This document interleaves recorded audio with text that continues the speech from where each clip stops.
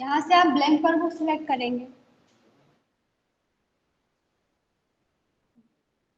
यहाँ पे formula tab में हम फाइनेंशियल में ईएमआई वाला पढ़ रहे थे, तब आप क्या करेंगे, यहाँ पे हम वही वाला फॉर्मूला वैसे सेव किया था उसी को ओपन कर लेते हैं। आप फाइल टैब पर जाएंगे, फाइल टैब पर जाने के बाद ओपन पर क्लिक करेंगे। यही था, बैंक से लोन लिया था, बाइक खरीद रहे थे आप, बैंक से कितने का लोन लिया था, 1,50,000 का। कितनी परसेंट की ब्याज दर पे लिया था, तो रेट कितनी थी, 10%। और लोन ईयर्स कितने थे, 5 साल, यानी कि 5 साल में हम उसे वापस कर देंगे। अब आपने ईएमआई निकाला था, ईएमआई किस फॉर्म से निकाला था, पीएमटी वाले से। स्टार्ट एक बार और बता देती है। आप यहाँ पर क्लिक करेंगे, फॉर्मूला टैब में जाकर फाइनेंशियल वाले इस ग्रुप में जाएंगे। इसमें आपको पीएमटी सर्च करना है। पीएमटी का फुल फॉर्म क्या था, पेमेंट।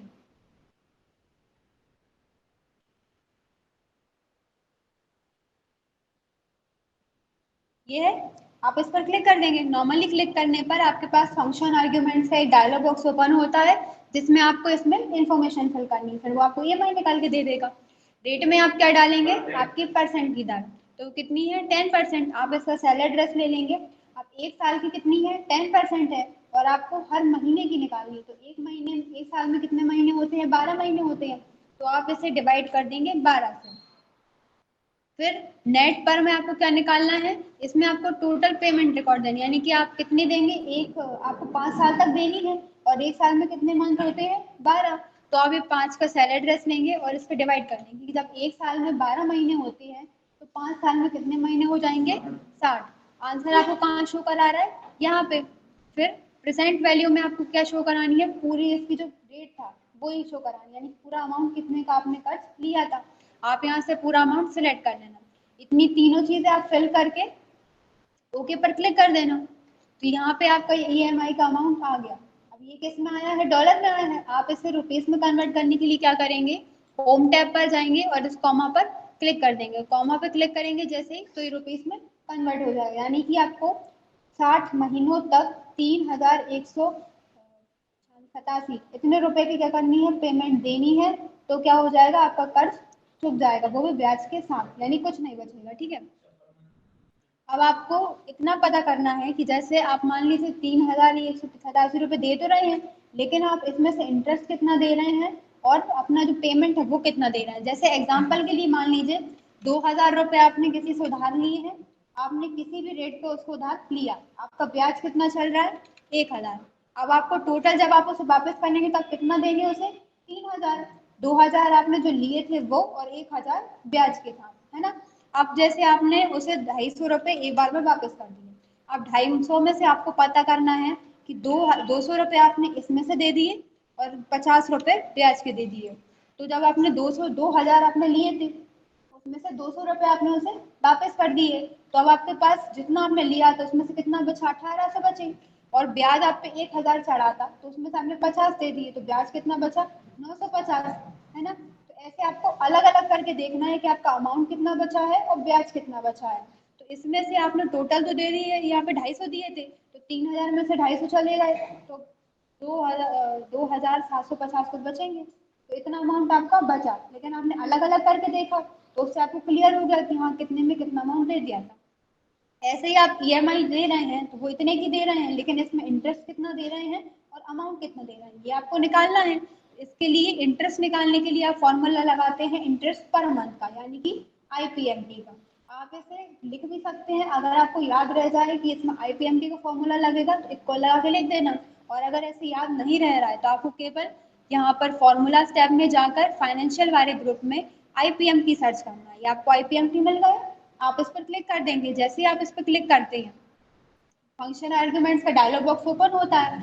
अब इसमें आपको इन्फॉर्मेशन फिल करनी है। तो रेट में आप क्या डालेंगे, वही परसेंट की दर, तो कितनी थी, 10%। अब ये तो थी एक साल की, हमें एक महीने की निकालनी है, तो हम इसे 12 से डिवाइड कर देंगे, क्योंकि एक साल में 12 महीने होते हैं। ठीक है, तो ये हमारी एक महीने की परसेंट की दर निकल आई।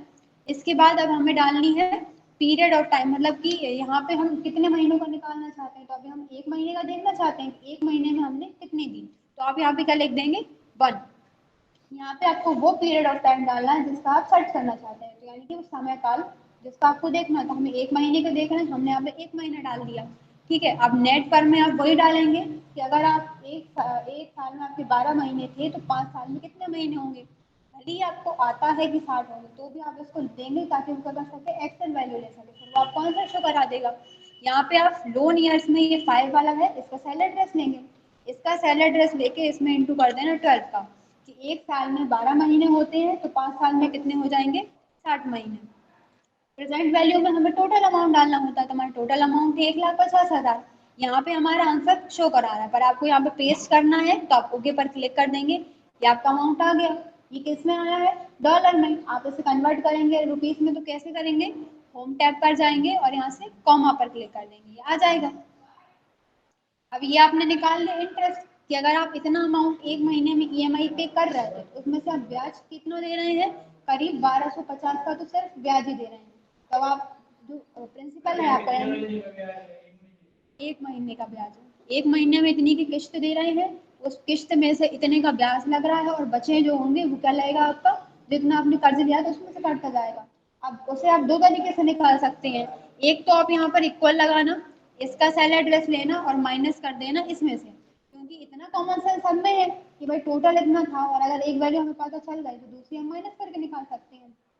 बट आप जहाँ पे जॉब पे जाते हैं वो आपसे कहता है कि आप इसे फॉर्मूला बेस पे निकालिए, फिर तो फॉर्मूला बेस पे आप इसे कैसे निकालेंगे, यहाँ पे पीपीएमटी का फॉर्मूला लगाएंगे, PPMT stand for principal per month. अब आप यहाँ पर फाइनेंशियल वाले ग्रुप में जाएंगे और यहाँ पे क्या सर्च करेंगे, पीपीएमटी, ये आ गया। आप इस पर क्लिक कर लेना, वही फंक्शन आर्ग्यूमेंट्स का डायलॉग बॉक्स आपके सामने ओपन हो जाता है। अब आप रेट में आप क्या डालेंगे, यही रेट डालेंगे, ये आपकी कितनी है, एक साल की है तो आपको एक महीने की निकालनी, इसलिए आप इसमें 12 से डिवाइड कर देंगे। आपको कितने महीने का जो प्रिंसिपल है वो निकालना है, तो हमें एक ही महीने का प्रिंसिपल निकालना है। पूरी जो आपने आईपीएमटी में इन्फॉर्मेशन डाली थी सेम इसमें डालनी है। यहाँ पे आपको पूरे महीने निकालने की, टोटल महीने कितने हो जाएंगे, और प्रेजेंट वैल्यू में आप टोटल वैल्यू डालते हैं, पूरी इन्फॉर्मेशन आपने आईपीएमटी में फिल करी थी और यही पूरी आपने पीपीआई वो पीएमटी में भी करी थी। बस डिफरेंस क्या था कि आपको 1 नहीं डालना पड़ा था, बाकी फर्स्ट सेम था और सेकंड और थर्ड बिल्कुल सेम है। जैसे ही आप यहाँ पे कर लेंगे आपको आंसर शो हो रहा है। अगर आप इसे इंसर्ट करना चाहते हैं तो आप ओके पर क्लिक कर देंगे, ये आपका आंसर आ गया। और ये हमने यहाँ पे भी निकाला था, ये भी सेम है और ये भी सेम है, दोनों क्या आ चुके हैं, सेम आ चुके हैं, मतलब आपका जो आंसर है कैलकुलेशन जो निकली वो बिल्कुल सही है। कि अगर आपने 1,50,000 का लोन लिया था, 10% की रेट पर लिया था और आप उसे कितने सालों में वापस करेंगे, 5 सालों में, तो उस पर आपको ईएमआई यानी कि इक्वलेटेड मंथली इंस्टॉलमेंट कितनी देनी है, 3,187 रुपए की।